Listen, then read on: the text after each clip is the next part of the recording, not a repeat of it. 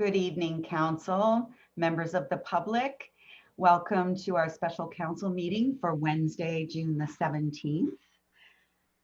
As most of you probably know, this particular meeting was scheduled to happen in the middle of March, just as COVID hit us. So I want to just take a moment right off the top and thank our IT department and our clerks department for moving us to virtual meetings fairly seamlessly. We've had several successful council meetings, and so now we felt comfortable enough to go into our first public planning meeting in our new COVID world. So I'm going to start just by suggesting that the screen sharing needs to go a bit bigger if possible. I'm seeing people's Zoom chat and not seeing the right screen that I'm supposed to be seeing. So I'll just give clerks a moment to get that organized.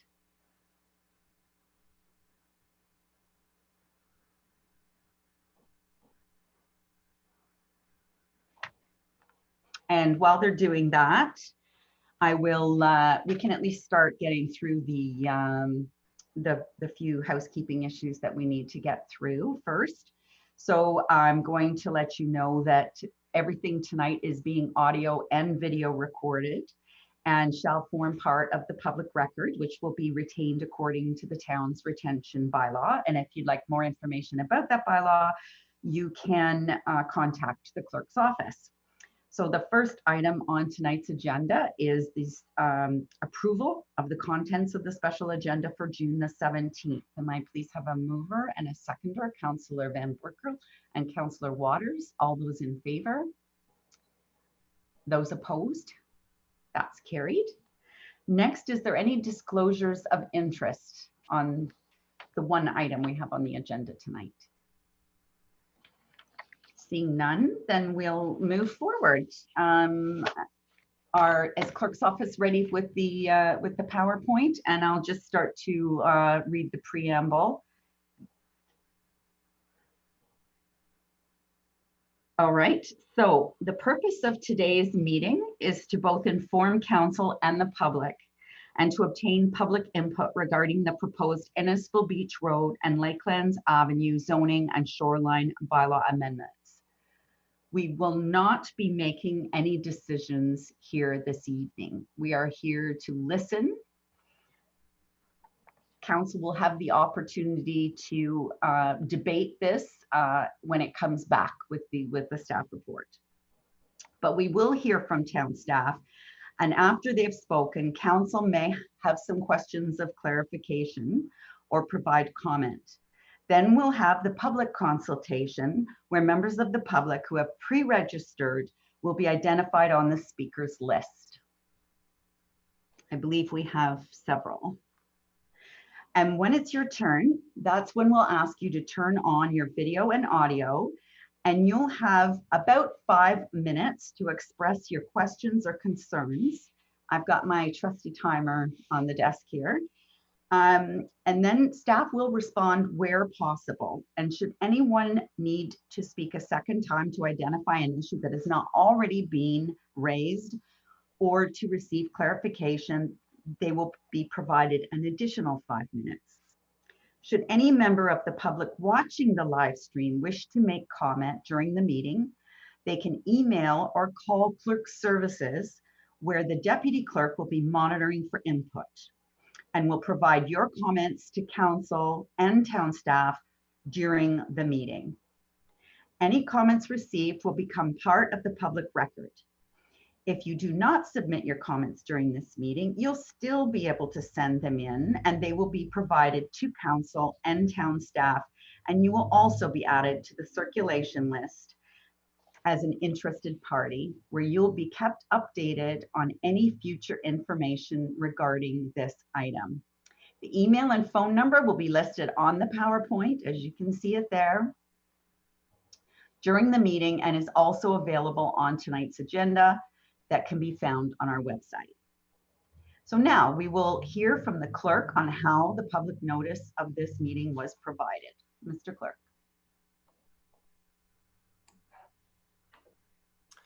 Thank you, Your Worship.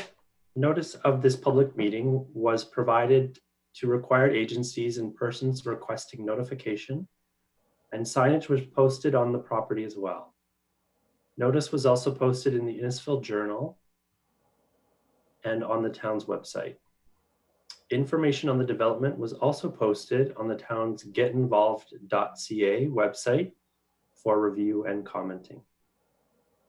Thank you. Has any correspondence been received by the clerk's department concerning the proposed amendments? Yes, we've received now 7 pieces of correspondence received by the clerk's office. The first one is from Karen Forgave, dated February 25th, 2020, stating objections to the proposed bylaw amendments. Second item from Mary V, dated June 10th, 2020, stating she is opposed to the proposed bylaw amendments. Leslie Pollock, dated June 10th, 2020, stating his objections to the proposed bylaw amendment. Darlene Rowland, dated June 10th, 2020, stating her objections to the proposed bylaw amendments. Sydney Hardy, dated June 10th, stating her objections to the proposed bylaw amendments. Gord Knox, dated June 17th, 2020, stating his objections to the proposed bylaw amendments. And one final one received this afternoon from Sergio Navarrete, stating comments in favor of the proposed bylaw amendments. As well, Your Worship, members of the public may provide comment or register interest regarding this application during the meeting, as you pointed out, or up until council makes a decision on the application by contacting the clerk's office. Thank you, Mr. Parkin. We'll now hear from Mr. Galen Pierce, Town Planner, who will provide a high-level summary of the planning context of the proposed amendments. Whenever you're ready, Mr. Pierce. Thank you. At this time, I would ask that clerks close their screen share so I can start my presentation on my end. Thank you.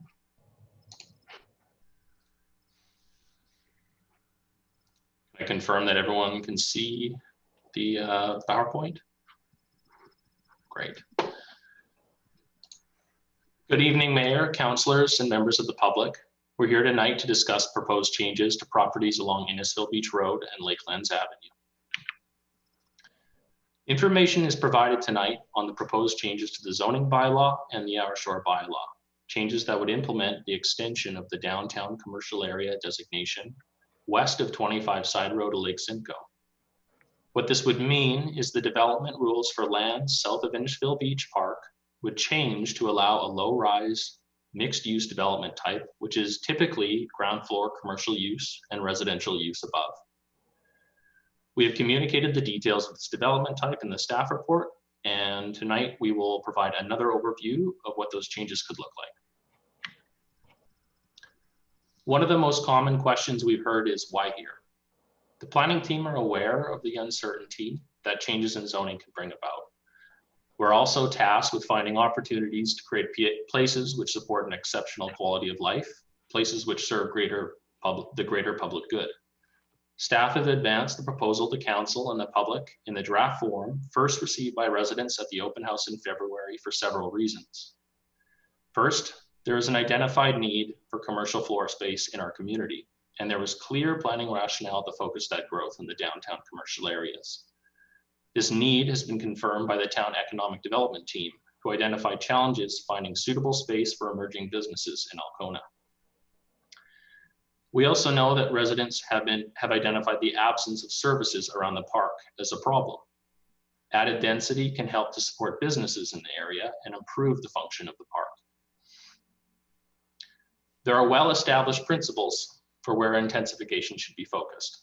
These areas are near major amenities, on main streets, close to existing and expanding services where they can benefit residents, and where there is a high potential for future transit connectivity. We believe these lands meet those criteria. And last, it is the position of planning staff that zoning rules can manage the concerns that we've heard from residents. The purpose of tonight's meeting is to consider how potential changes on IVR and lakelands could best fit with the surrounding neighborhoods, and to ensure that our zoning bylaw can translate the type of development envisioned by the official plan. So what is this vision? Different municipalities have taken a very different approach to how they achieve intensification. For this exercise, we focused on how we could meet intensification goals within a traditional Main Street form that creates a connection with the lake. The above example is typical of many traditional main streets in Ontario. We commonly see 2, 3, and 4 stories, a high degree of pedestrian interest, which means that there's lots to see as a pedestrian, awnings, windows, architectural features, variation. We see traditional building materials, narrower storefronts and building facades to support smaller businesses, and varied colors and motifs. At the neighborhood open house, we heard from locals that this was a character that they felt could work in this area. Zoning can be specialized to a street to create what are called zoning exceptions. And that's when we take a basic set of zoning rules and further clarify the rules to allow what we want to be built.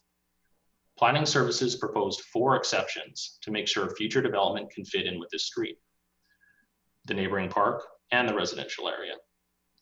This map shows the 4 of those areas as proposed in the draft bylaw.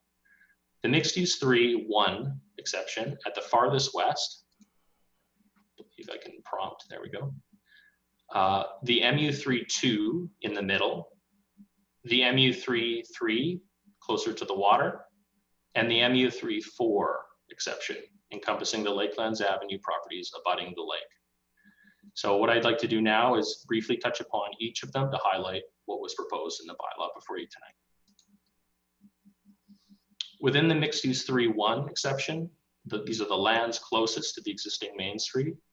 What is proposed is a 2 to 4 stories building form, increased setbacks from the rear yard and residential properties, enhanced landscape buffers, and setbacks to properties on 25th side roads where they abut. So some attending tonight may remember this example from the February neighborhood open house. This example closely fits with the proposed characteristics of this zone and is just one example of what a 4-story mixed-use 3.1 option could look like. So to build upon what I just said, there's also provisions speaking to a setback on the front facade along, I can show you my mouse here, above the 2nd story, minimal side setbacks unless they're abutting a residential use, parking in the back, the building comes closer to the sidewalk, and ground floor commercial. So this image shows a cross-section of another potential 4-story building, with the sidewalk and street on the left side and a parking area and neighboring low-density residential building on the right. So it shows that front building setbacks create a balcony that results in more active street life. There's a large rear setback that can support parking and dense landscaping.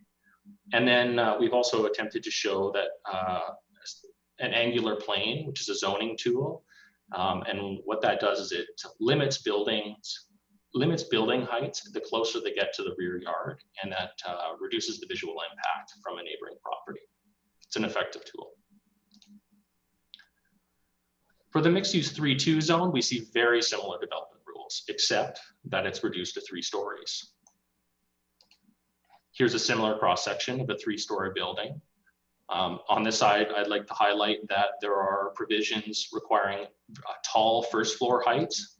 What that does is it gives landowners more flexibility, broadens the potential pool for tenants. It's much easier to retrofit taller commercial spaces. The same large rear yard setback, and I've highlighted here the deep landscaping strip to support large mature trees, denser vegetation to provide screening to those properties to the south. The mixed-use 3.2 zone are adjusted for a 2-story maximum, new setback provisions where development abuts residential zones, and more stringent functional landscaping is prescribed to provide a dense barrier to screen views.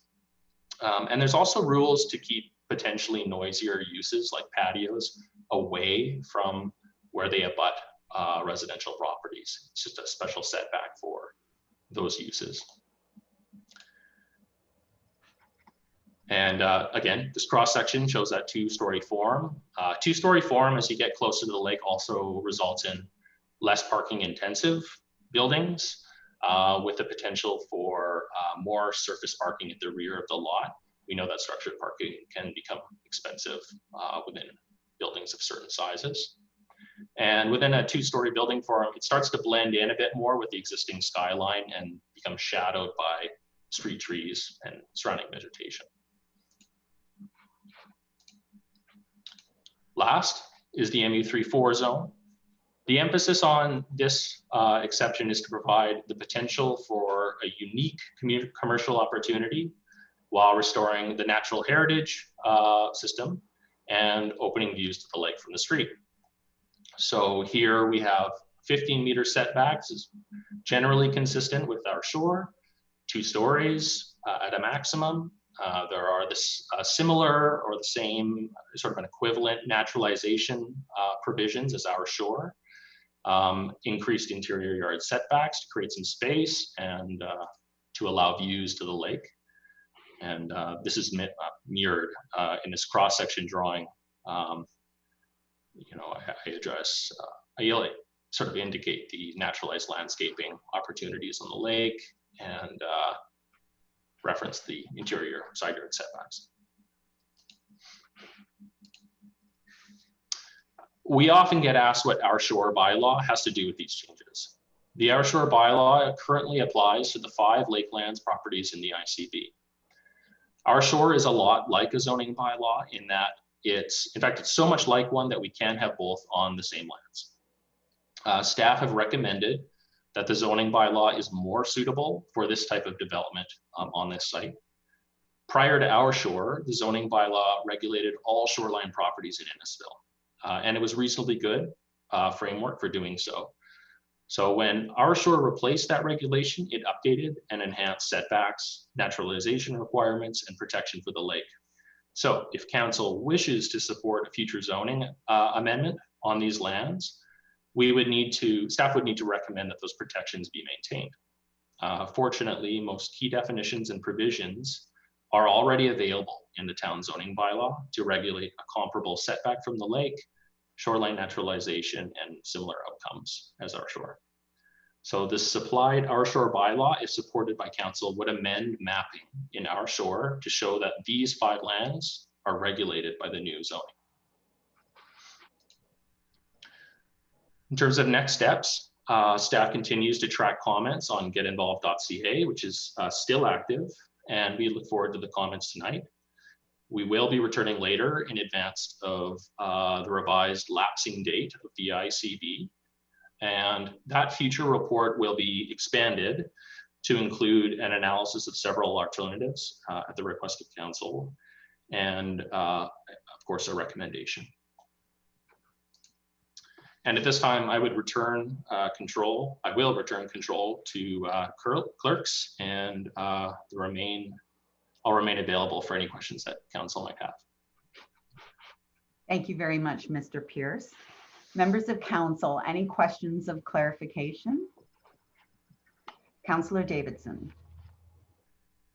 Deputy Mayor Davidson, sorry. Thank you. Yes, is there going to be any architectural planning for this particular strip?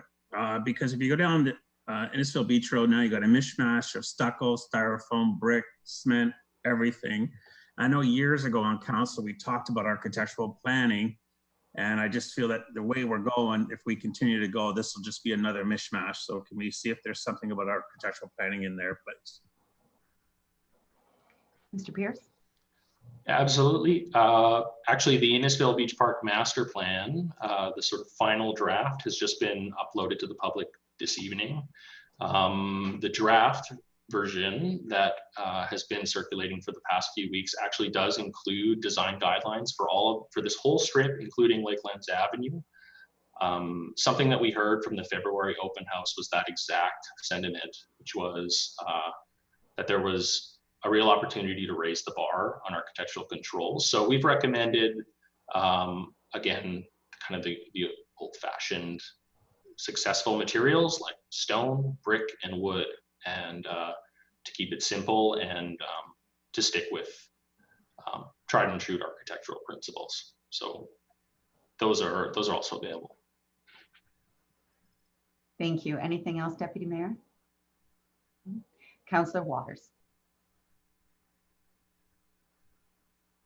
Thank you, Your Worship. I have a few questions. The first one has to do with setbacks on the road. And looking at the pictures, I don't get a good sense that there's the setback from the road is large enough to allow patios. I envision lots of patios along that space. And so that was my first question that I'd like to answer. And then I just have a couple of follow-ups after that. Sure. Mr. Pierce? I'm just pulling up the bylaw. Yeah, the images that we used were examples that we thought were successful. They're not exactly the same as the bylaw. The bylaw actually specifies for, I believe it's a 2 to 3 meter front yard setback, and it's just enough to provide what's often referred to as like just a commercial strip. You can put in, some patio seating, you can put in some, some signage, you can put out your wares essentially. And I believe there is also an exception to allow for patios in the front at the discretion of planning staff. Okay. Councillor Waters. Second question was economic viability as you get closer to the lake in terms of the Lakelands properties and the other ones directly across the street. Do you have any statistics or any reports that would suggest that that 2 stories is going to be economically viable by anyone buying that property? Like I can't see anything less than 3 stories making something economically viable along those lands. So I just are there any precedents or any reports that you can share with us that show this that's going to be economically viable on those immediate lands? Mr. Pierce? In terms of specific precedents, we didn't find any for this type of development. The decision to taper from 4 stories to 2 was predominantly driven by a desire to maintain a less intrusive impact on the surrounding community, to retain views from 25th, tapering down to the lake. There are certainly, it's certainly less economically viable to produce smaller buildings with less floor area as as land values go up. It's something that we could look at in terms of looking at the potential of extending the 3rd story form towards Lakelands, but that would be potentially at the cost of just that compatibility question with the surrounding, predominantly 2-story residential form. That's something maybe perhaps we could follow up on specifically in the recommendation report. Thank you. Yes, if you would take that one away and come back and perhaps put that in the report that council will be debating. Councillor Waters, did you have another one? That's everything. Thank you. Okay. Councillor Fowler? I have 2 questions. Just something that I'm going through the report, and it seems to be a consistent theme that's coming along right now. I'm going to read some of the points here from page 2 of the report. Says, for the proposed zoning provisions to be put into effect on the 5 Lake Simcoe adjacent lots, an amendment to the shoreline bylaws needed to remove the properties from the shoreline bylaw. On page 3, because the zoning bylaws and community planning permit systems serve similar purposes in regulating development, it is not desirable to have 2 sets of regulations in affecting a single property. The proposed amendment would update mapping on Schedule A of our shores, removing the properties from regulation under our shore to allow the regulations proposed in the zoning bylaw amendment to be applied. And page 7, to reflect the protection established through our shore, informed by policies of Lake Simcoe Protection Plan, numerous provisions related to the protection of Lake Simcoe have been incorporated into the proposed zoning bylaw amendment. It just seems to be that we have our shores in place. What it's supposed to do, and now we're looking to excise these 5 properties to replace it with something that does almost an identical thing to it. Like, I don't see can you, I'm kind of confused why, if something is working, we're taking it out to replace it with something that does the same thing. It seems a little redundant. I don't comprehend the reasoning behind it. If you could explain that, please. That's one question, and I have a follow-up after. Thank you, Councillor Fowler. Yeah, so a lot of the discussion around the official plan was done prior to you being on council. So maybe, Mr. Pierce, you could just step back a little bit for members of council that were not here for the official plan amendment. Sure. You know, at the beginning of this exercise, we had to decide whether we're going to incorporate a mixed use development type within our shore, or whether we're going to do what we propose now, which is pull it out and put it into the zoning. The simple answer is that the existing zoning bylaw already had that framework in place to regulate the shoreline. The definitions were there. There was already a structure to regulate mixed-use development. You know, our shore carried forward a lot of the existing zoning bylaw provisions, is a better way to think of it. So if we were to do the inverse and introduce a mixed-use development type into our shore, it would pose a challenge, because we would really be potentially writing whole new chapters for that document. Because it's really scoped in to provide a development framework for single family dwellings on the lake and doing it well. You know, it's something that could be done, and it's something we actually might be looking at doing in the future. There are plans in place, projects in place to look at development permit systems throughout Innisfil. But it's really more of a simplicity argument. We could do it much simpler and have the same outcome through the zoning bylaw. And one other thing I would add is there are several properties, there's not many of them, along the waterfront that aren't actually under our shore. So, you know, you might think of Friday Harbor. Friday Harbor isn't regulated by our shore.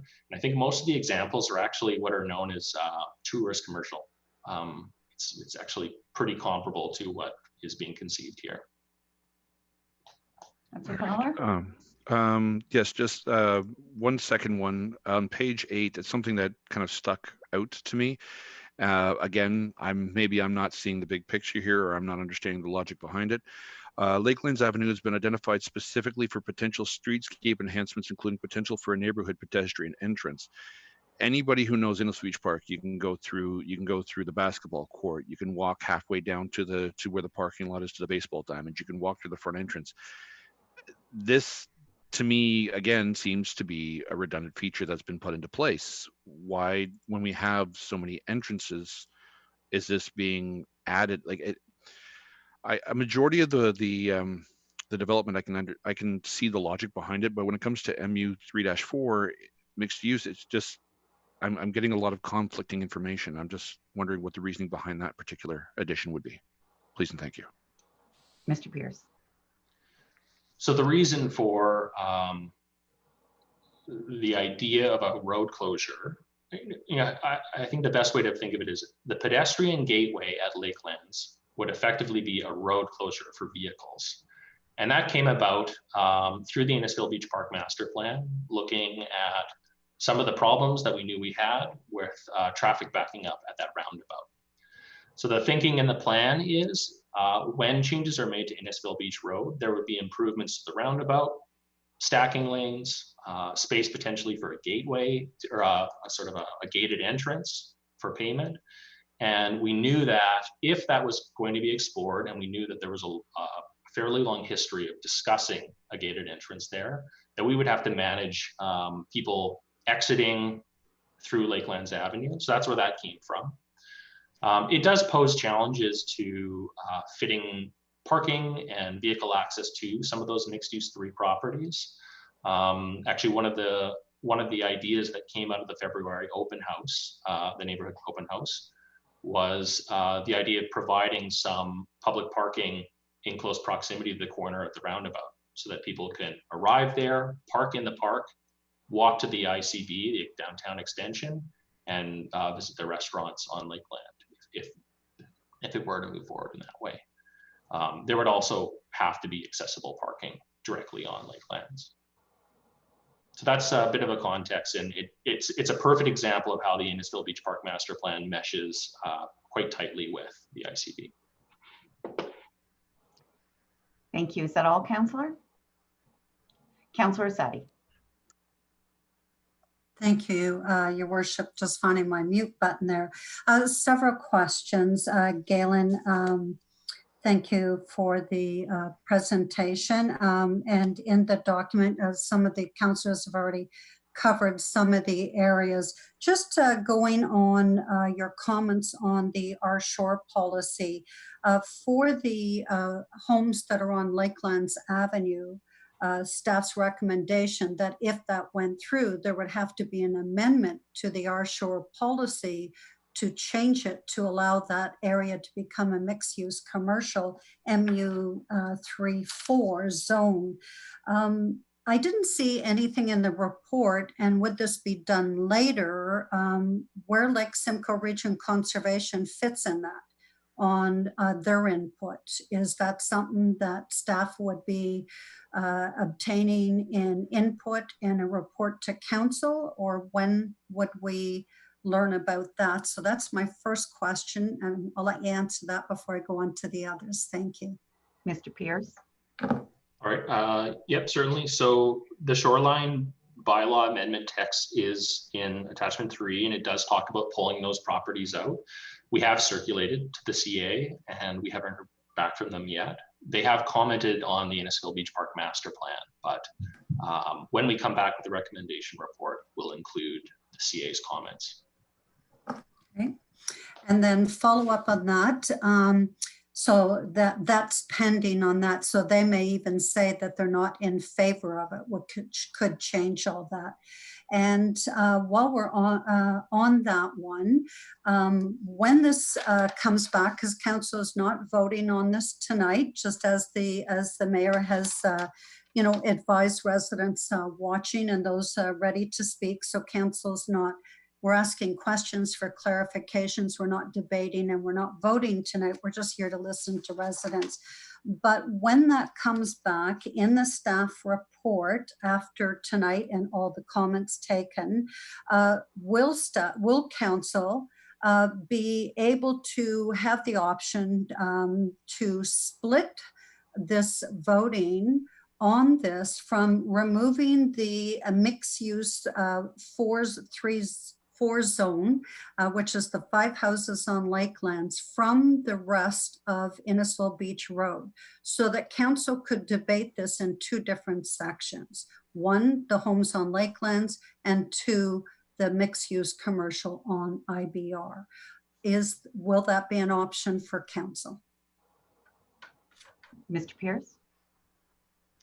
Thank you, Councillor. Yes, that's exactly what the approach will be from planning staff. So on page 10, we overview the 3 options that we're going to focus on. That might change if based on what we hear tonight from residents.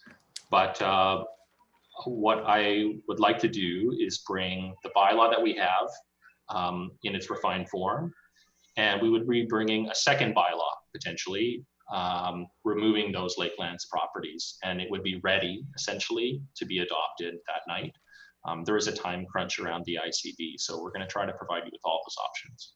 Okay, thank you. And I just have 2 other questions, Your Worship, just they're quick ones. Could I just wanted to do a little bit of follow up on that question, if you don't mind, Councillor, and just while we're on that topic. So if that were the case, and if council chose that route, but those properties on Lakelands are still identified or designated in the official plan as mixed use, would that not leave them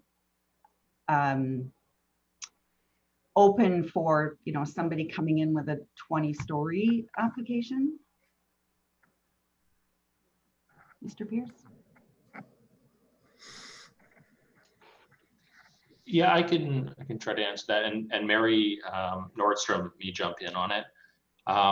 It's not ideal, but it's not uncommon to have a bit of a disconnect between the official plan and the zoning bylaw. Ideally, they're all lined up.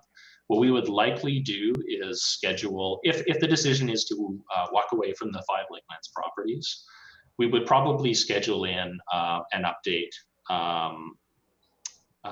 to update the official plan, whether that's at a future comprehensive review or whether that's a direction from council specifically to open it up and make the amendment on its own. Thank you. Ms. Nordstrom, did you have anything to add? And no, through you, Mayor, no, not unless there's further questions from Councillor Asadi, but I think Galen answered. Thank you. the And for question. those watching, I just want to introduce Mary Nordstrom. She's fairly new at the town and she's our manager of planning. Mhm. Okay, sorry, Councillor Asadi, to get off base there. I just want to cover that while we were having that discussion. No, I think that's, thank you, Worship. I think that's good for council as well, because my assumption is that there would have to be an amendment back on our official plan, changing that to protect exactly what you said. But I'd be looking for that in, as information for staff to have that background information able to report back on that. And just one other thing, in the report, it talks about 2015 background study on retail space vacancy, 2%, office space, 0%. Is all the data in that report from 2015? Mr. Pierce? Or I would actually turn to Paul Penticane to field that question. Okay. And then just one final thing on the slides that you had shown tonight, Mr. Pierce, showing the mapping here for the mixed use 3, zone 1, 2, 3, and 4. Your slides for 3 and 4, just on the top for clarification, if you're going to put it on the town website, displayed MU32 for all the slides in the top bar. So just if you're putting it on the town website so that people don't get confused when we're looking at those zones. And I think that covers mine. Thank you very much. Thank you, Councillor. Mr. Penticane. Yes, thank you, Your Worship. If I heard the question correctly, it was just the basis of the discussion paper from 2015. That was done as part of the Our Place process. So that was one of the series of background discussion papers. And that would have been based on that 2015 date. Thank you. Any other, Councillor Payne?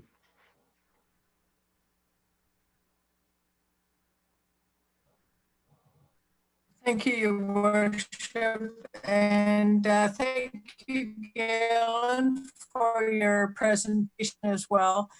Just looking at the map here, the whole length of that lot has been taken by these stores and whatever. The properties that are backing onto the stores or the complex, whatever you want to call them, off of Lakeland, the backyards, how is that going to affect those neighbors? And like you're saying that the parking will be at the back. So is that going to be taking property from the people that are living on Lakelands, or how is that going to affect that? Or is it if there's going to be fencing put up for them to give them their privacy? I'd just like to know how that's going to work. Thank you, Mr. Pierce. Sure. I'm putting on my development planner hat for this. But typically what we do is we throw every tool we have at it. So we will, manage speed in the back parking lots. We will put up privacy fencing that doesn't permit light to go through. We will beef up landscape plantings along the rear lot line. In fact, the proposed zoning bylaw tonight specifies dense vegetation and high caliper size vegetation. And then the last thing is a bit of an overlook issue that often comes up with some of the mixed use developments that we've seen on Innisfil Beach Road. And that's where the angular plane zoning tool comes in, and I believe does a really good job. So what that does is as a building gets higher, it steps back from that rear lot line. So when you're in your backyard and you're looking up at these buildings, they have a significantly reduced visual impact. There's more sky to be seen.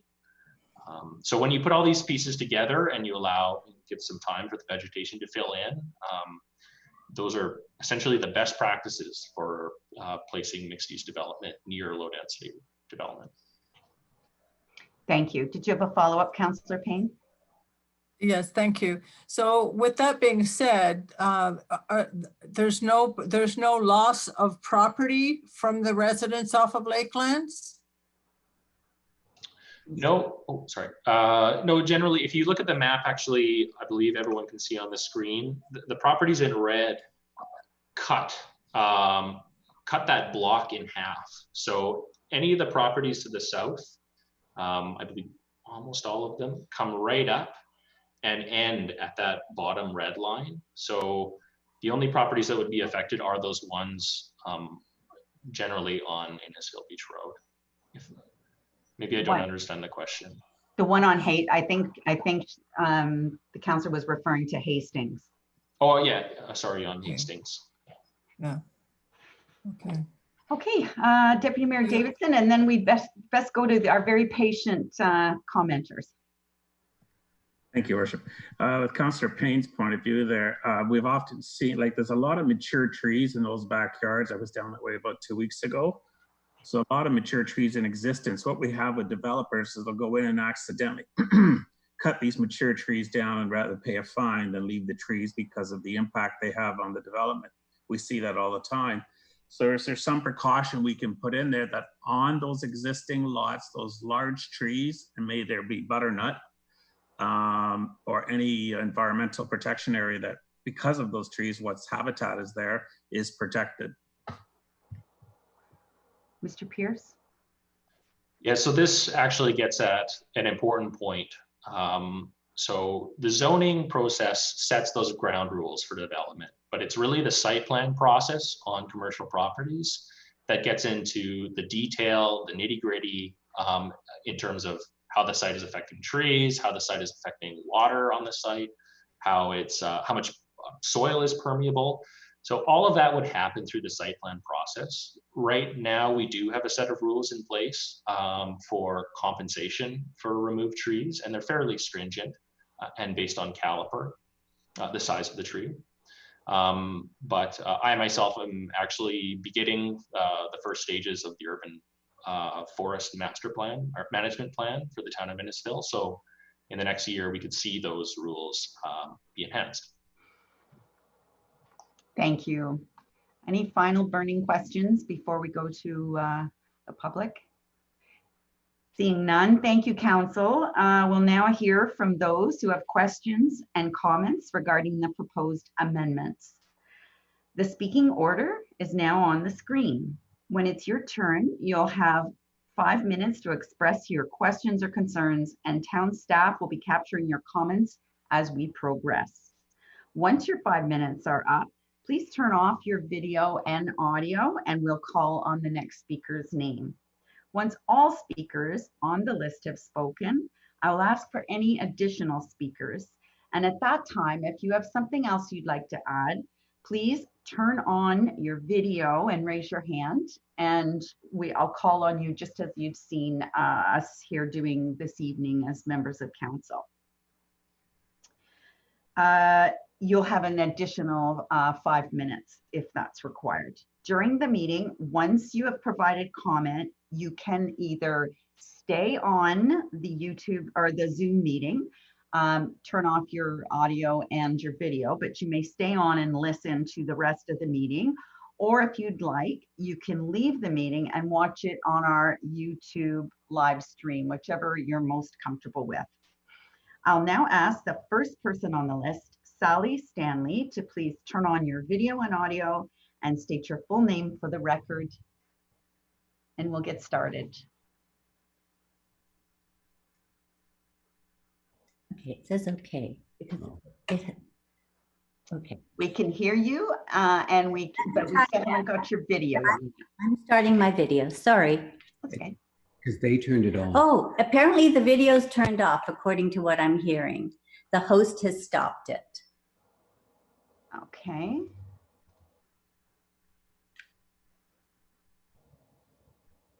Okay, I'll start it again. There you are. Welcome, and thank you for your patience. Whenever you're ready, Mrs. Stanley, and I'll start the clock here. And I understand you might have some slides to share. No, not me. That is Michael Stanley. Oh, okay. Okay. Whenever you're ready.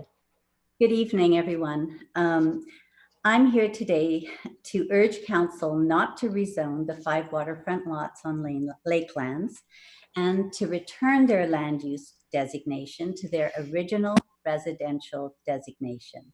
And this will require an amendment to the official plan. Given my limited time to present, I'm going to make a few key points as food for thought. The staff report of June 17th, which Mr. Pierce just gave, speaks to a shortage of retail and office space in Innisfil as justification for the rezoning, predicting a retail sector demand for 1.1 million square feet by 2031. However, as mentioned, it's 2015 data. The reason for the vacancy is because of all the empty commercial zoned lots that already exist on Innisfil Beach Road without buildings on them. Until developers start to build on them, the vacancy rates are not going to change for the town. Why will they want the 5 waterfront lots on Lakelands Avenue? These properties are the least desirable option for commercial use. Customer traffic drops off sharply east of the 25 side road, and population in the area isn't going to grow enough to support the economics for a land developer. Also, these 5 properties won't actually contribute much to meeting the town's goals for commercial space. Our calculation of the business case for the land development of these 5 lots proves that the economics aren't there. At a bare minimum, using very conservative cost estimates, a developer would need to generate a minimum revenue of $1.6 million annually to support a very modest return on their investment. We don't believe that this is a realistic expectation, and it won't be practical for any land developer to buy these properties because they won't be able to find tenants to pay the rent. One neighbor, and by the way, if that increases to 3 stories, costs just go up. One neighbor has told us that they tried to find interested developers to buy these lots and has failed to get any interest from them. So before changing our lives forever with rezoning, I request that council direct staff to investigate and report back to them and the 5 waterfront property owners with a concrete recommendation as to what land uses and businesses could possibly occupy these lands. If it's not economically viable, why do it?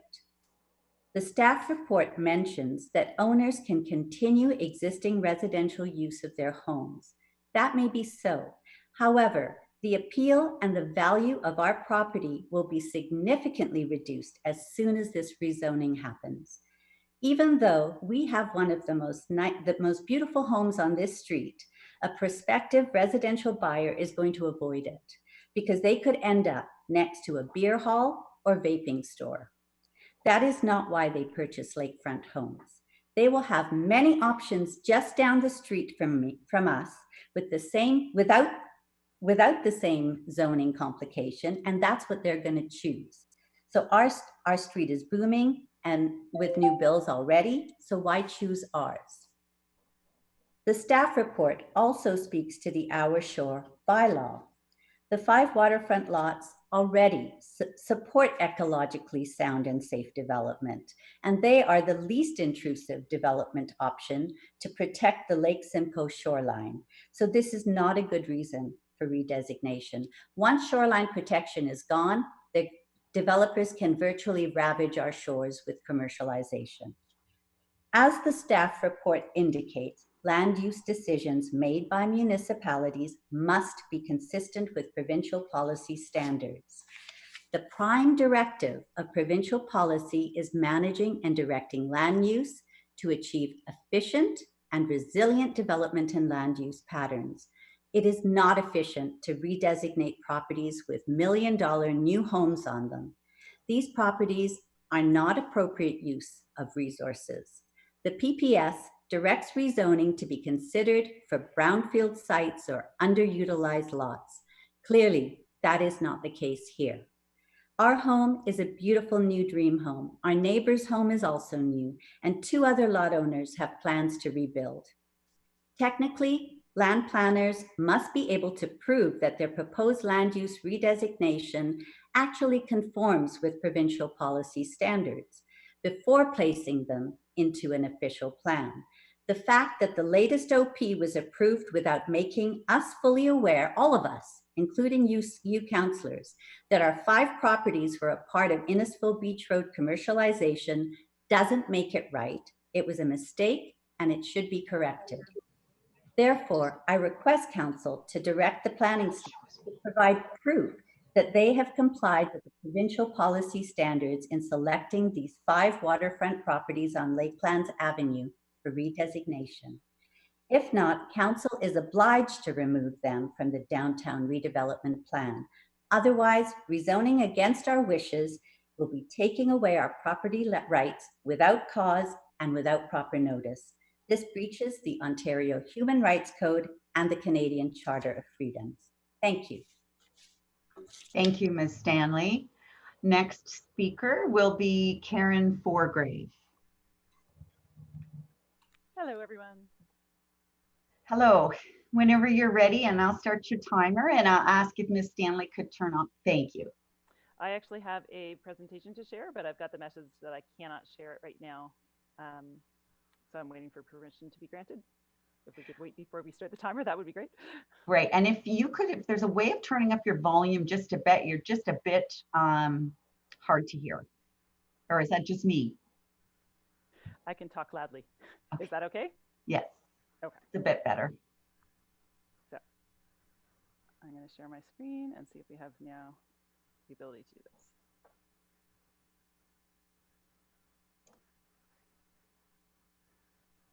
Okay, can you see that now? Yes, we can. Thank you. I will begin. So, concerns and objections to rezoning. First of all, we are concerned about the environmental impacts of the area, as has been mentioned. Innisfil Beach Road is a natural hill sloped down to the lake, and the proposed zoning changes call for drastically reduced greenery. Quotes from the proposal include minimum interior side yard of 0 meters. So basically, as we've seen, building after building, a wall of concrete facing the road. Landscape strips have been reduced to a minimum of 0 meters to make space for uses like storefront displays or pedestrian seating. And obviously that leads to increased runoff to the lake down the hill and more environmental concerns such as loss of trees, loss of shade, increased global warming in effect. Taken from our shore, May 2017, if ever a conflict arises between any plan, policy, or document, the provision that gives the greatest protection to the ecological health of the Lake Simcoe watershed will prevail. So a question is, has an environmental assessment been completed looking at the impacts of rezoning? Another concern is increased traffic to the area. Already we know that there are traffic concerns getting down Innisfil Beach Road to the park, particularly on summer weekends. Having businesses here instead of residential housing will just increase the traffic. There will also be supply trucks for businesses using the road then. It would make sense to have more commercialization west of the 25th Side Road, closer to the subdivisions and more people, closer to the highway and farther from the lake. Here's an article from the Toronto Star looking at some problems. Restaurant patios spark clashes over noise and loss of sidewalk space. We're also concerned about the impact of health on the residents, with noise pollution, increased crowds near the park and the lake, exhaust from more vehicles, light pollution, and nighttime noises from patios near residential areas. There are many studies that document the negative effects of increased noise, congestion, and increased urbanization on people's health and well-being. One example is a 2015 Toronto study that showed the higher a neighborhood's tree density, the lower the heart attack and metabolic disease, and estimated that the health boost to those living on blocks with 11 or more trees than average was actually equivalent to $20,000 more Canadian per person in terms of health and well-being overall. Again, the community planning permit bylaw says that the purpose is to maintain the residential and recreational uses along the Lake Simcoe shoreline, and Lake Simcoe exists in the public realm and provides significant ecological and social benefits.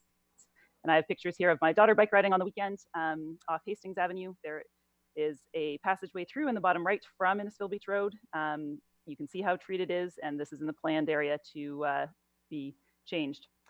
She's also in front of Innisfil Beach Park kayaking. So we're concerned about increased commercialization and urbanization affecting our ability to do this in the area. Again, looking at the residential lots down towards the park on Lakelands and the area we've looked at. So we're concerned that there should be green corridors linking the park on the north and other green spaces such as the one off Hastings, that we shouldn't be limiting them by putting commercial areas in between. So there are better places to build. This is Innisfil Beach Road and Webster Boulevard in 2018 on the left, and now in 2020, of course, the new strip has gone in there with commercial spaces. Avoid fragmentation. Please keep commercial zones together. Again, this is at St. John's Road with the Tim Hortons on one side on the north and a plaza on the left or the south side. Again, asking the question, is more commercial space really needed? So there are still vacancies for retail and commercial space. A year later at this complex that was built at Innisfil Beach Road and the 25th Side Road on the southwest corner, changing the landscape forever, unfortunately. But again, the red sign shows that there are vacancies still there. And again, as was mentioned, the commercial zone properties are vacant and not yet developed. So why are we looking for more? There are some examples here all along Innisfil Beach Road between the 20th and the 25th Side Road. These pictures were all taken this weekend. Also looking at commercial space turnover.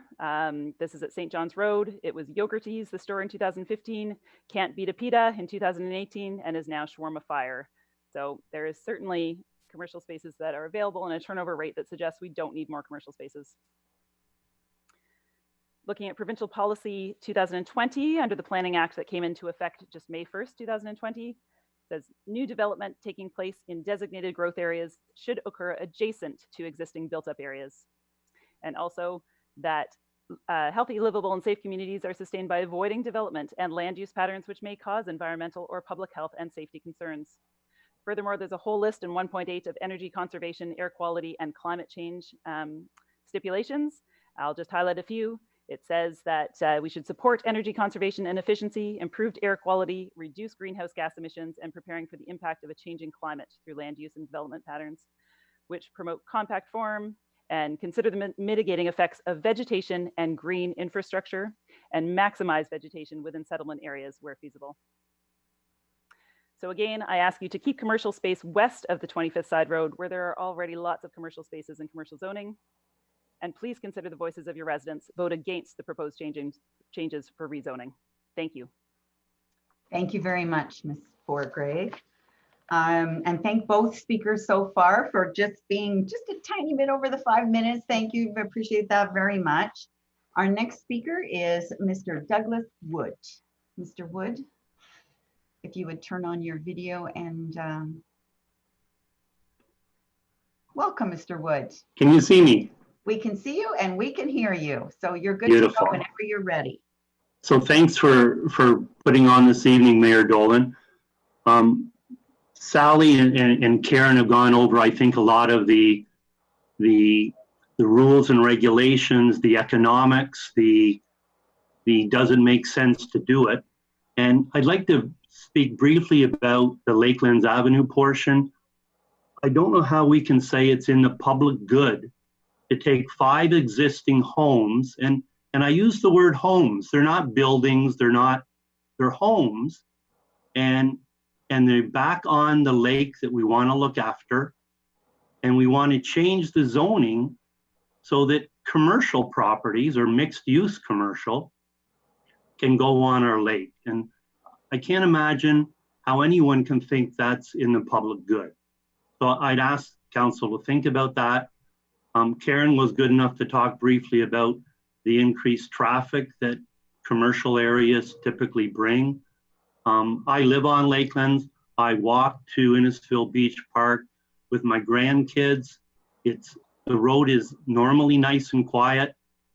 As you know, a little too busy on weekends, but it's only going to get, in my opinion, way worse if we put mixed use commercial on IBR and on Lakelands Avenue. So I agree that there's a ton of space between 20th and 25th Side Road yet to be developed for commercial. I'd ask that we use that. I'd ask that you look at supplying some of the commercial space needs with your new orbit proposal, and that we leave residential as it is, residential, that we leave access to the park for pedestrians and cyclists and mom and dads with strollers and all the family stuff that we want to do in and around Innisfil Beach Park. IBR from 25th Side Road to Innisfil Beach Park, it's about a half a kilometer in length. I can't imagine that not commercializing it is going to cause the town of Innisfil to be stagnant as far as growth, both commercially and population-wise. So again, we use terms like the public good and what the residents want and what the existing homeowners that live in the area now want. And I would ask council to consider that carefully when they vote in August on this proposed rezoning. Thank you. Thank you so much, Mr. Wood. Next is Leslie Pollock. I didn't see him on the screen. Is Deputy Clerk? Thank you, Your Worship. Mr. Pollock sent a message in just a few moments ago that he was delayed and was unable to attend, but that he had provided comments. So he said thank you for the opportunity, and he will not be attending this evening.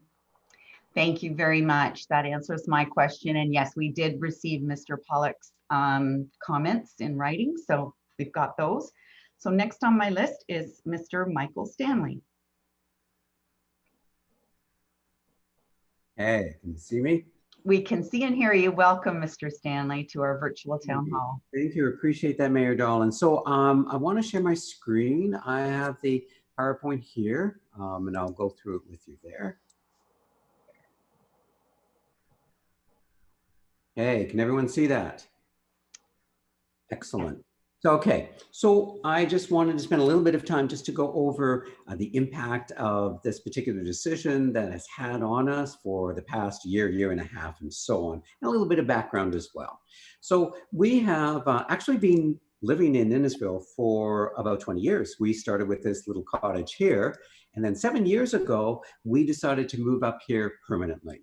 And moving here full time meant getting architectural drawings done. We showed them to the town planners. They were like so incredibly excited. It was awesome. They said, that's exactly what we want for Lakelands Avenue, that level of gentrification, all these new homes happening and so on. And we were really excited. What they didn't tell us though was the official plan was undergoing changes that might directly impact us. So we knew nothing of that. We were just told, go ahead, this is wonderful.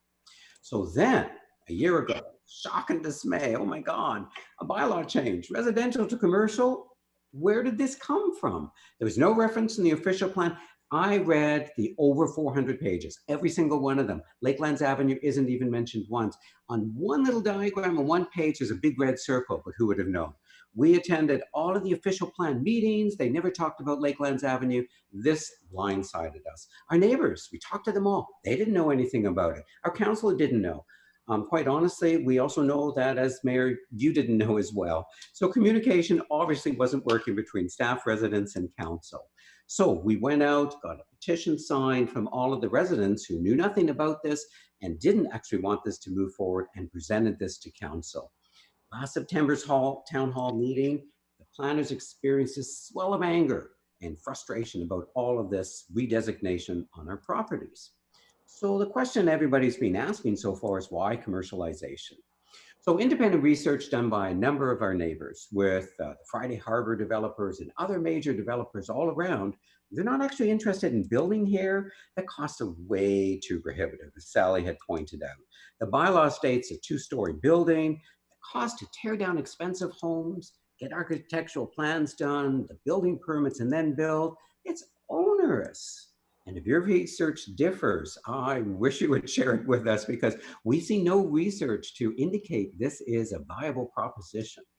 And then there's the negative impact on homeowners. Realtors, we've talked to them. What's the impact on us? They said, actually, in this situation, your property value is likely going to decline. Would you buy a $2 million house beside a pet store, hair salon, or a dental office, or a McDonald's? Whether it was beside you or across the street? Most people said no. So it's a double-edged sword. What they told us is a lakefront residential home is considered a risk if the redesignation goes through, because individuals don't want to have a commercial building and a parking lot right beside them. They don't want that risk. And developers aren't interested because of the prohibitive costs. So it's a double-edged sword. No matter which way, we lose. And there really is no valid precedent. At last August council presentation, one council member told us not to worry. After all, Cookstown had a similar rezoning 30 years ago, and there's still no commercial. So it raises an important question. Why did council even do it at all at that time? What were they thinking? Regardless, it really isn't a good comparison because waterfront property is much more highly sought after and valued. Telling us nothing's going to happen for at least 30 years raises yet another question. Why destroy our lives today? The reality, commercial may never happen in any of our lifetimes. What's your urgency? And is council aware? We're told Alcona has a shortfall of 1 million square feet of commercial space. And Karen was amazing in her presentation. She touched on all of these points. Innisfil Beach Road has so much unoccupied commercial land. We've lived here for over 20 years. The same lots are still empty. In addition, approved commercial buildings aren't getting built. The northeast corner of Innisfil Beach Road and Yonge Boulevard. Large empty lot has signs indicating restaurants are going to open in the spring of 2019. Well, I think they missed that one.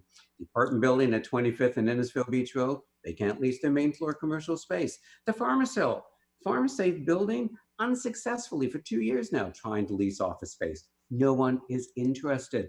The old mayor's house has been put on stilts for over 3 years. Where is the shortfall? It's not evident in Alcona. If your goal is to increase the number of empty lots and abandoned buildings, go ahead. But I don't really think that's your vision for downtown Alcona. But absolutely, you should really be looking at it before expanding. Shouldn't we be more focused on increasing green space? So what are our expectations? Stop this trial. We didn't know we did anything wrong. We attended all of the official plan meetings. We read the entire official plan and so on. And yet we're forced before council right now to defend our rights, to keep our houses residential, thereby retaining its value. You've created a huge amount of stress for us over the past year and a half. You have no idea. For what? The right thing to do is this. As the CAO said in the meeting last year, we made a mistake. Council, agree that you made a mistake. Clearly, there's no business case for this bylaw. Fix it. That's it. Thank you. Thank you, Mr. Stanley. Our next presenter is Paul Seidman. Mr. Seidman? Hello, how are you? Very good. How are you today, sir? Oh, I'm excellent. Thanks for inviting us to the Zoom meeting. I'm glad I figured out how to talk and listen at the same time. I've been opposed for this commercialization from the start. I don't even know how it was snuck in. And Michael's point is it was literally snuck in because as smart as I thought I was and attending meetings and reading up about official plans, I couldn't figure out that Lakelands was part of the vocabulary. And I don't understand why 5 houses are going to have any impact at all in helping, the town come up with, more nicer downtown Alcona. There's no logic in my mind other than potentially, establishing a domino effect where it's not 5 houses, it's 6. It's not 6, it's 7, and so on, because no one really wants to live next door to anything commercial when they've lived for the last 40 years, 20 years next to homes. You assume if you're living next to a home, it's always going to be a home, especially when there's a home there now. It's not like it's vacant, vagrant land that is eyesoring and needs to be something built there. And this sounds like a great idea. which there is a lot of empty lands all the way on Innisfil Beach Road, which has properties on it that look decrepit and should be knocked down and condemned and rebuilt.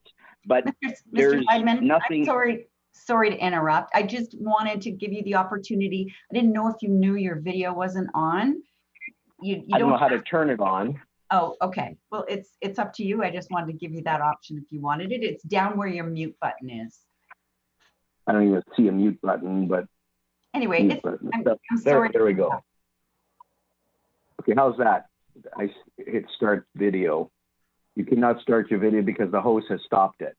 Oh, then it's our fault. Okay. You want to start it or yeah, start I my think video? So if clerk's office. There you go. You're coming on now, Mr. Seidman. All right. I put on a clean shirt, so I'm glad you can see me now. We can't see you. We see something, but it's not you. Can you see me now? There you are. Yes. Okay. Right. I'm sorry. I Perfect. should have done that right at the beginning so I didn't interrupt your flow. I apologize. It's okay. It's okay. It's worth waiting for good things. So back to what I was saying, there's so much empty lands and properties all the way, up Innisfil Beach Road that it would make sense to develop there. I don't understand any logic in picking these 5 houses, and clearly I don't know how many of the 5 houses are looking forward to selling their properties to a developer, but my understanding is, like, take Sally as an example.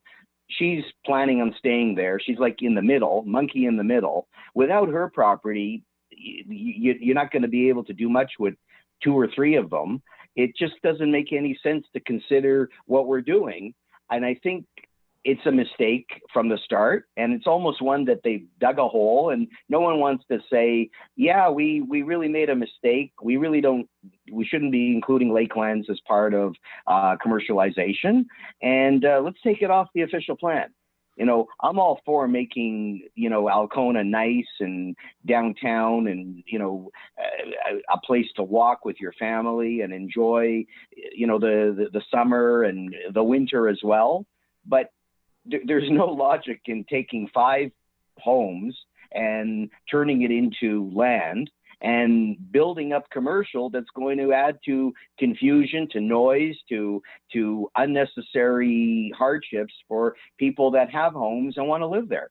I know we're looking to move up there eventually full time, but we don't want to live on a street, next to commercial properties. I know recently, 2 or 3 years ago, when the Savannah properties were rubble and someone wanted to, rebuild commercial, that was denied. And then someone wanted to rebuild and put 4 houses on the same property that now has 2 beautiful homes on it. That was denied. It wasn't part of the streetscape. And it doesn't make any logic sense that you're going to see 5, these beautiful Yorkville-like properties at the end of the street, and then your neighbor, who's the 6th house, has to butt it or bear it. It's just not fair, and there's no consideration for what's there, and the trees want to be there, and the people that live there want to be there, and I just think it's a horrible mistake, and council should rethink their thoughts on this. And that's basically all I need to say. Thank you so much, Mr. Seidman, and I apologize for interrupting you. It's okay. I'll send you a postcard. Next on the list is Elizabeth Brasseur. And I saw her earlier, so I know she's on the call. Mute. Okay. Hi, thank you for inviting me tonight. Welcome and thank you. I think everybody pretty well said what I'm thinking too, but my point is that we've been coming here as a cottager for over 50 years, and we now have a permanent home here, and I just so sad to see it go commercialized. We just love it up here, and it's been a family place for Mom came as a kid, and so Mom is next door to me, and we've been up here for, like I said, over 50 years, and we love Innisfil, and we just would love it to stay residential. And I just, I'm sad that they want to make changes. And I know I love to see things done in the park that make it nicer for people, for children, like the splash park or whatever they wanted to do. But we just would really like to see it stay residential. And that's about all I wanted to say tonight. Thank you. Thank you. Thanks for joining us, and thank you for waiting so long to say your piece. No problem. Next is Carol Misko. Did I say that correctly? Ms. Toma? Thank you, Your Worship. Yes, she did not come into the meeting this evening, and we tried to contact her but have been unable to reach her. I'd also like to advise that Mr. Navarrete had submitted comments only and did not wish to speak, so he will not be speaking this evening. Thank you. So we did get his comments late today, I believe. And do we have comments from Ms. Misko? Thank you, Your Worship. The town clerk will be providing those shortly once we finish this portion of the public consultation. Okay, so I just want to thank everybody who participated. I think it went rather well. Not too many glitches. And I'm going to then ask if we have other people who wish to come back for an additional comment. And I see Ms. Stanley's back.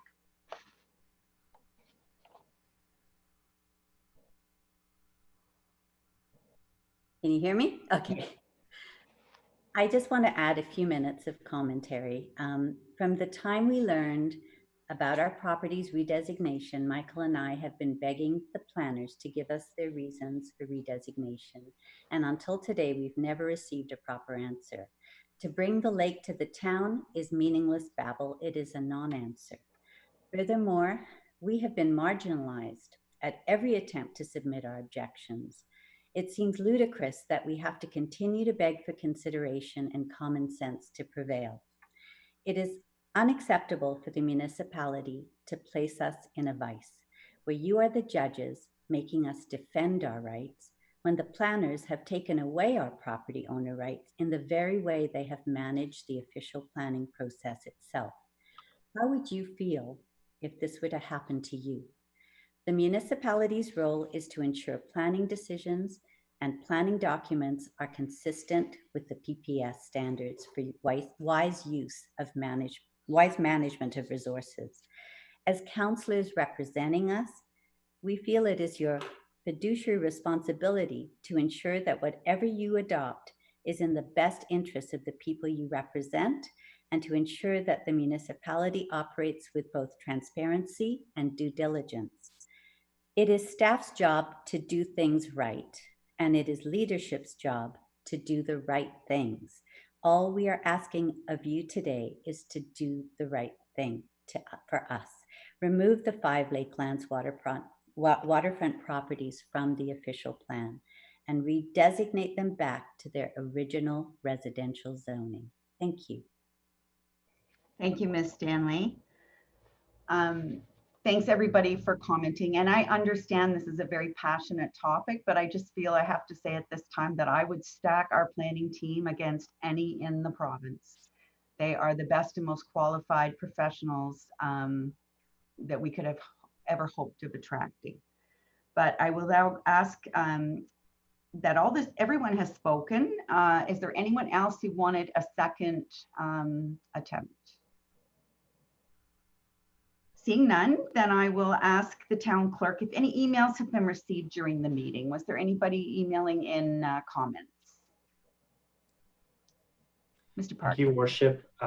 So we had one speaker who wasn't able to connect to the Zoom, Carol Misko.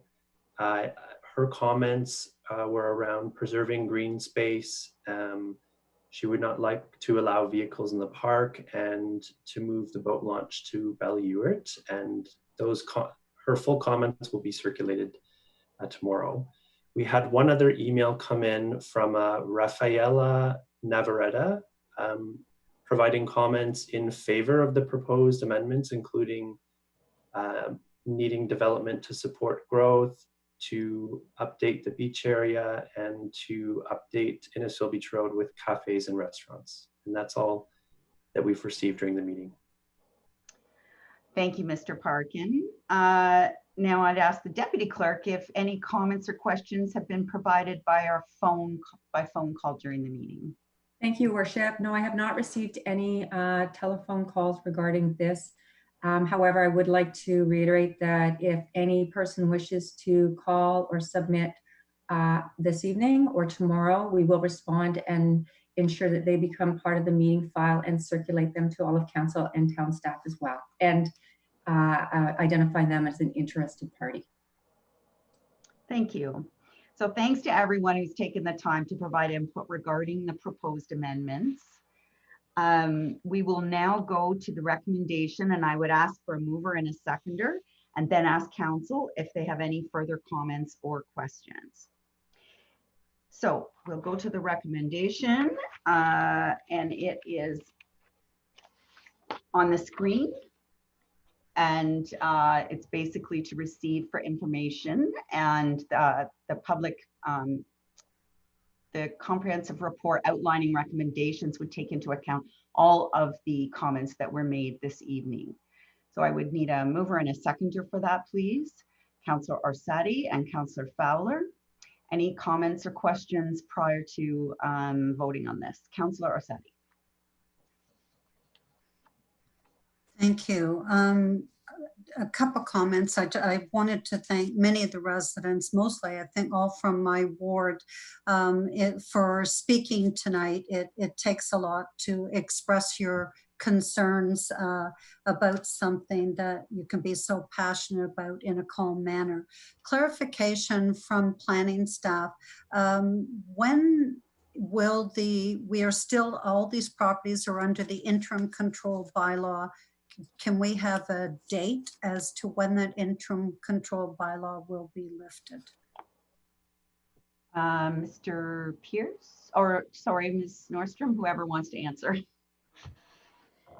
Yes, so the as it stands today, however, I'd just like to preface that the regulations have been changing over the last few months, but as of the regulations released on Monday, the date of the expiry of the interim control bylaw would be August 13th.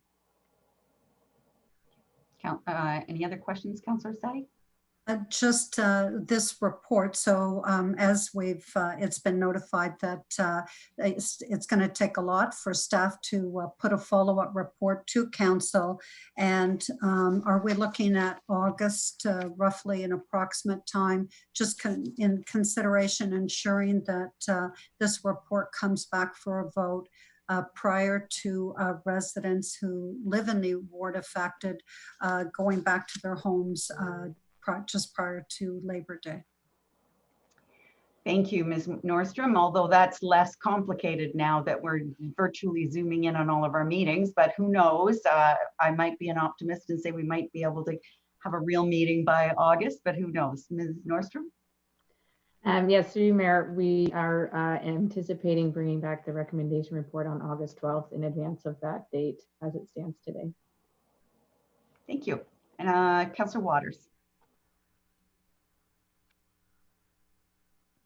Thank you, Your Worship. I just want to make a couple of comments. One is that I think as those local residents who live on Lakelands, if it were my house, I would be just as angry and just as passionate as they have expressed tonight. However, as a councillor and as deputy mayor and mayor, we have to look at the future. We have to look at 5, 10, 15, 20 years down the road in terms of what we want our community to become. And so I think we have to, we may not have the passion that these neighbors have. However, we have to think down the road what we want our community to have. And one thing, I've lived in Innisfil for now 33 years. And for 33 years, if I want to go have a nice retail waterfront experience, I go down downtown Barrie. I go to Grillicious. I go to all the Barrie places to go have a good meal. If I would go to Dan's, but he's not on the waterfront. But I have been there, so I do I do visit Dan. But now with Friday Harbor, I go up to Friday Harbor to sit by the water and have a really nice, innovative experience by the waterfront. Alcona has none of that.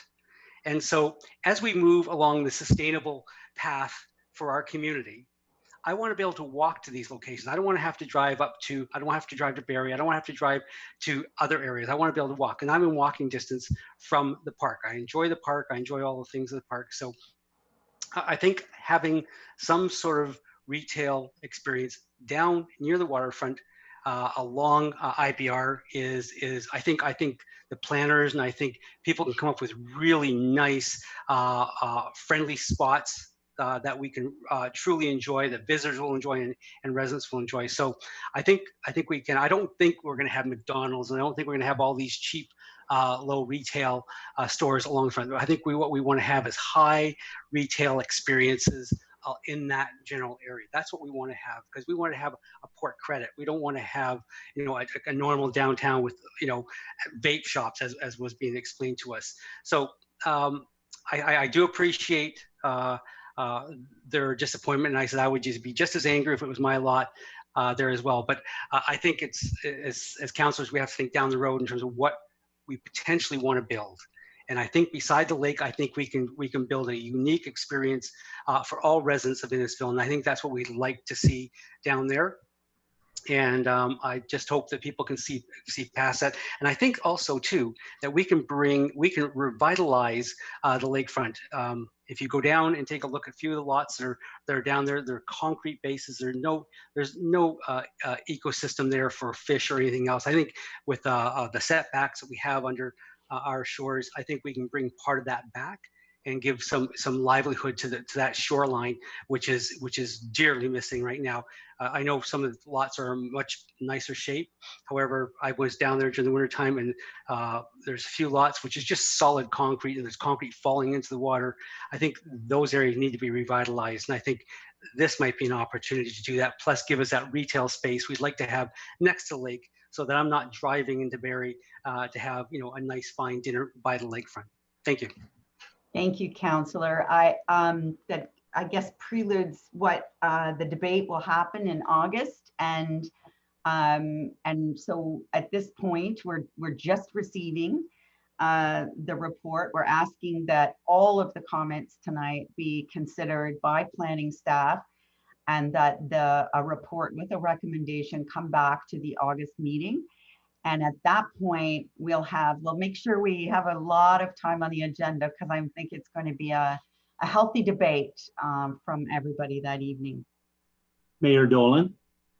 I'm sorry, Mr. Wood. It's not at this point appropriate, but if you wanted to send an email to the clerk or call that number, and they'll make sure that any comments that you have will form part of the record for tonight. Thank you. Thank you. So all in favor of the recommendation to receive the report and all of the information that we received tonight from our residents? Any opposed? That's carried.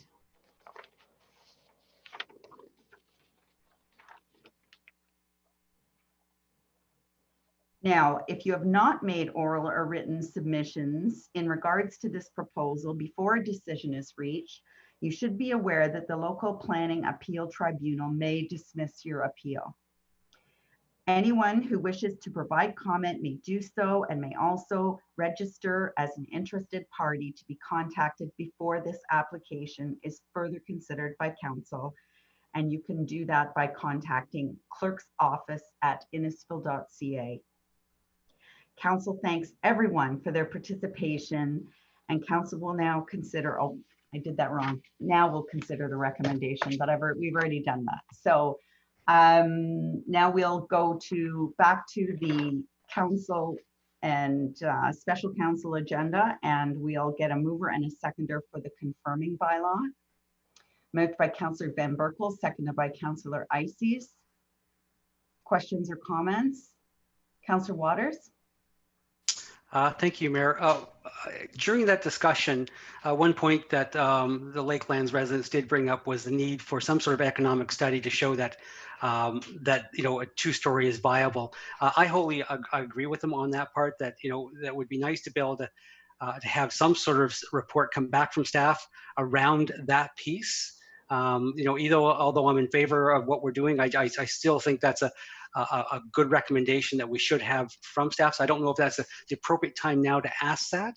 Well, I think that it will be addressed because that was brought up more than once, and I think that staff will take that into under advisement when they come back. Okay, I just wanted to make sure that happens. Let me just check. So, Ms. Nordstrom. Yes, through you, Mayor, we'll be taking in all the comments that we've received tonight and incorporating that into the recommendation report, including the viability question. Thank you.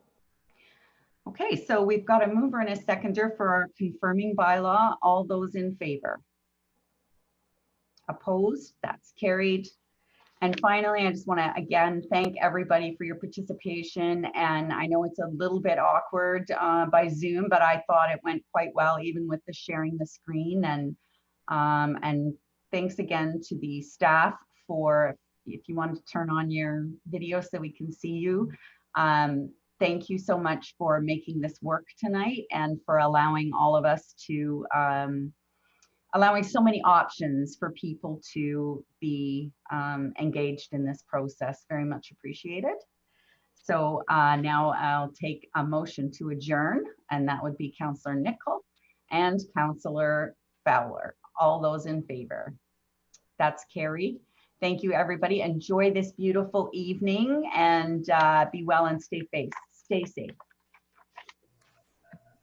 everybody.